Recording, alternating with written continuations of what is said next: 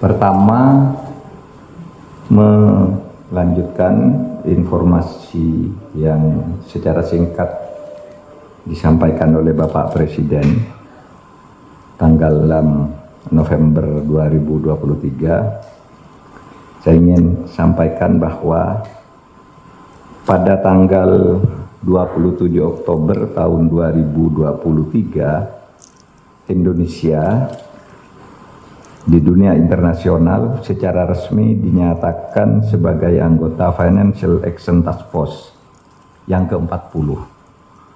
Ini adalah suatu organisasi rezim anti pencucian uang, anti tindak pidana pendanaan terorisme, dan anti pemusnah senjata massal.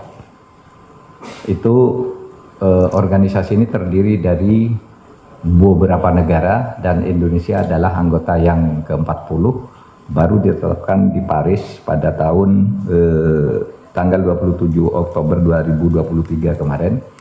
Yang mengambil dan hadir ke sana untuk sidang itu adalah Pak Ivan Yustiavandana selaku Kepala PPATK.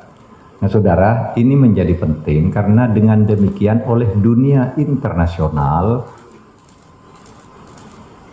Indonesia ini dianggap cukup berhasil untuk melakukan perang total terhadap korupsi, pencucian uang, dan tindak pidana terorisme.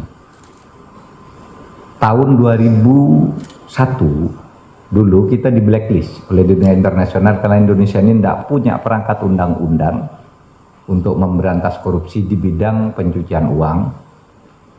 Dan pada tahun 2002 kita membuat undang-undang itu, lalu masih juga dianggap kurang. Tahun 2003 kita membuat undang-undang tindak pidana, anti tindak pidana pencucian uang, itu tahun 2003 ya. Nah, sesudah itu terus dimonitor sampai akhirnya pada tahun 2015 dinyatakan dikeluarkan dari blacklist. Sudah mulai dianggap bisa untuk dimasukkan ke rezim anti pencucian uang, ke rezim negara-negara dengan rezim anti pencucian uang, tindak pidana terorisme, dan senjata pemusnah massal. Yang itu payungnya sebenarnya korupsi karena pencucian uang itu. Nah, 2015 kita keluar dari blacklist, terus berjalan 2018 kita mendaftar untuk menjadi anggota penuh.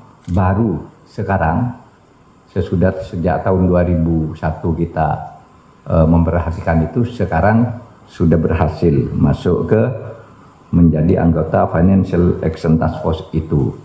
Nah, saudara sekalian, saya kira ini satu hal yang sangat penting bagi perkembangan pemberantasan korupsi di negara kita, terutama korupsi-korupsi yang berlanjut dengan tindak pidana pencucian uang atau malah didahului dengan tindak pidana pencucian uang. Nah, itu penjelasan dari saya.